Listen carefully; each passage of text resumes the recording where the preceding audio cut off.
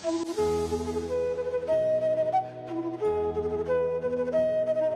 2, the Art of Detachment. Ever noticed how sometimes the harder we hold on to things, the quicker they slip away? Maybe it's that friendship that changed, the exam we didn't ace, or the opportunity that vanished. But what if true strength isn't in holding on, but in letting go with grace? Welcome, my dear listener, to Day 2 of Learning English through Krishna Philosophy. I'm your host, Reddy, and today we're learning English and life through one golden lesson from Krishna. Detachment doesn't mean not caring. It means caring deeply, without clinging. Long ago, on the sacred plains of Kurukshetra, stood the warrior Arjuna, trembling. Before him stretched an ocean of warriors, teachers, uncles, cousins, and friends, all waiting for battle. But his bow, the Gandiva, slipped from his hands. His heart felt heavier than his armor. He looked at Lord Krishna, his charioteer, his friend, his guide, and he whispered, voice shaking, "How can I fight them, Krishna? My blood, my kin?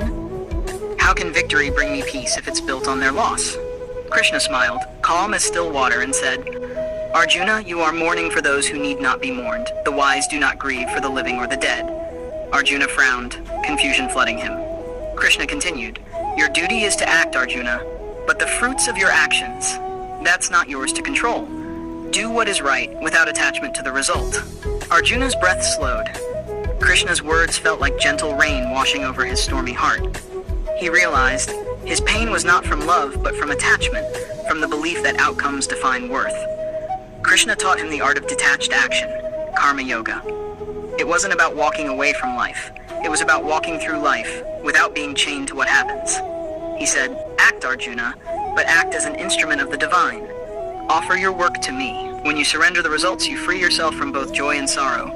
Suddenly, Arjuna understood. The battlefield outside mirrored the one inside, and only detachment, not running away, but rising above, could bring him peace. With renewed clarity, Arjuna lifted his bow again. The same battlefield, the same people, but now a different heart. Now pause for a second, my friend. Think about your own life. Is there something you're clinging to? A result, a relationship, a what if? What if you did your best and then let go, trusting that the universe or Krishna knows the rest? That's detachment. Not coldness, not distance, but peace and participation. Let's explore some beautiful vocabulary and expressions from today's story. Trembling, shaking slightly from fear or emotion. Example, Arjuna stood trembling before the battle. Grieve, to feel deep sorrow. Example, the wise do not grieve for what they cannot control. Clinging, holding tightly, often emotionally. Example, detachment means caring without clinging. Surrender, to give up control or resistance. Example, Arjuna learned to surrender the results to Krishna. Instrument, a means through which something is done. Example, Krishna asked Arjuna to act as an instrument of the divine. Outcome, the result of an action or situation. Example, we cannot control the outcome, only our effort. Clarity, clear understanding or perception. Example, with clarity, Arjuna lifted his bow once more. Peace and participation, a phrase meaning to stay calm while still being active in life. Example, true detachment brings peace and participation. Let's use one in a sentence together. Even when life trembles with uncertainty, we can find clarity through surrender. So what did we learn today, both in English and in life?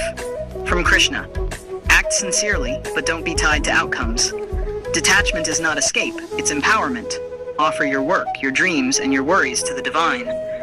From English, new words like trembling, grieve, clarity, surrender, and outcome. We practiced expressing emotional depth with calm clarity. Remember, we are not learning English just to speak. We are learning it to feel, express, and understand life better. Thank you, my lovely listener, for walking through this episode with me. If today's story helped you breathe a little lighter, whisper a small thank you to Krishna and to yourself for showing up. Don't forget to follow and share this podcast so more hearts can learn English and peace through Krishna's wisdom.